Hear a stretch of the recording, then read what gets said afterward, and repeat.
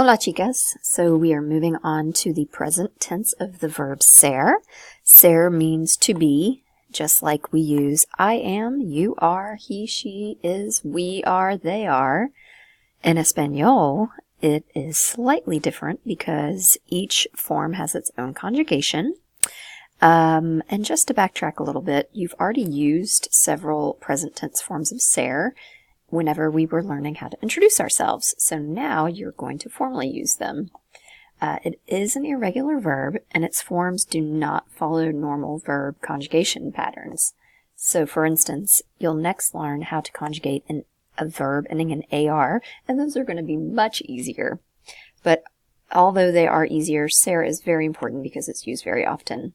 So, moving on. Yo soy, I am. Tú eres, you are. And then usted, él, ella, es is you are and he, she is.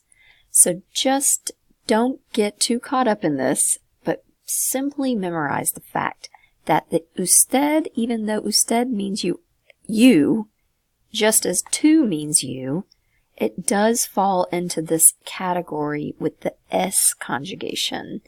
So anytime you are speaking to somebody formally, you do need to say, usted es simpática, saying you formally are kind, for an example. And it's also the same conjugation in which you use the he and she form, él and ella, es. So a lot of people get confused about the fact that tú is you, and you use eres, but usted, you have to pop it down into this third person, even though it's technically the second person. Same thing for the plural. Okay, nosotros, nosotras somos, we are.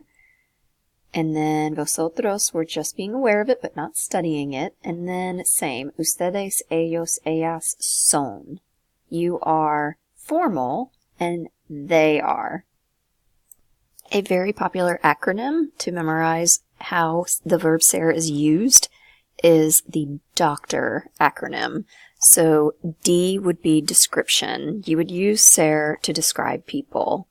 O would be their occupation. So artista, maestro, estudiante. And then characteristics.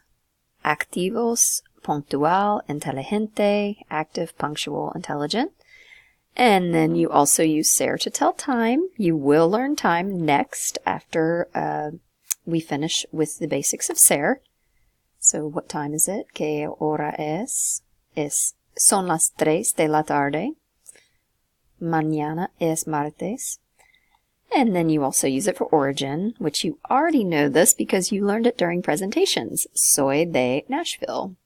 Ellos son de Mexico. Nosotros somos españoles. That's all origin, saying where you're from. And then last but not least, relationship. This is also going to fall under the category relationship of possession. So if you possess something, you will use de, and I will get to that in just a second. But when you want to say that you are friends with someone, or it is my house, or my books, you're going to use ser. Okay, now to pick back up in the V-text. So, to identify people and things. ¿Quién es él? ¿Qué es? So that would be identifying a thing. Es un mapa de España. This would be identifying a person. ¿Quién? Who is it? ¿Quién es él? Es Felipe. Es Marisa from Fotonovela. Okay, let's move back on to possession. This is very important because we have to introduce the preposition de. So expressing possession, you have to use de, and then there's also the English equivalent of an apostrophe, which they do not use in Spanish. It's going to be in its place Spanish uses of noun plus de plus the owner. So you'll have lots of practice with this in Supersight, so not to worry. But here are a few examples for now. Whose is it? ¿De quién es? Es el diario de Maru. So you couldn't say it's Maru's diary. You would have to say it is the diary of Maru.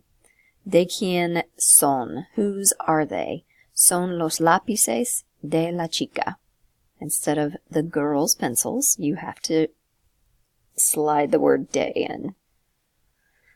And then when de is followed by an article, the two combine to form their version of a contraction, which is del. So de does not contract when you use the feminine la or the feminine plural las or los. Only when de comes next to the L, because you simply mesh them together and it becomes del. Es la computadora del conductor. And conductor, just to remind you from the last video that you just watched on screencast, you do not say el conductor, the conductor, or the driver. You would just leave the article out. And then son las maletas, and that's simply because of occupation. Son las maletas del chico. They are the boy's suitcases. Del. So you can see where de plus el equals del. And this you're already familiar with. The preposition de also is used to express origin. Soy de Nashville. Yo soy de Wisconsin. ¿De dónde es usted? Soy de Cuba. ¿De dónde es Juan Carlos? Es de Argentina. ¿De dónde es Maru? Es de Costa Rica. From. De is the word from.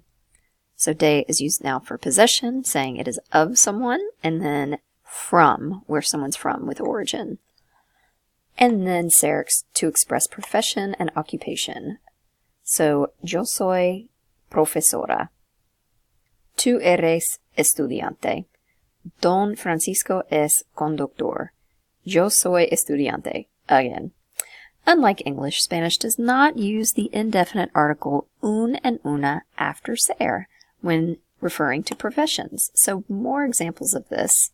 Marta es profesora. Marta es una profesora excelente. So the only time you would use it is if you wanted to describe and slap an adjective on what that noun, to modify that noun, profesora, or whichever the case is. And that's it for the screencast version of the ser lesson. However, I would love to point out some question words for you, and I want you to remember that they can be located in your vtext on page 23.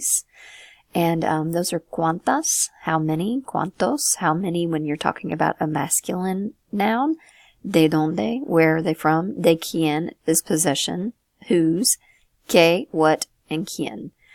So you will find these anytime on page 23, and then I'll also have them up in the room for your reference.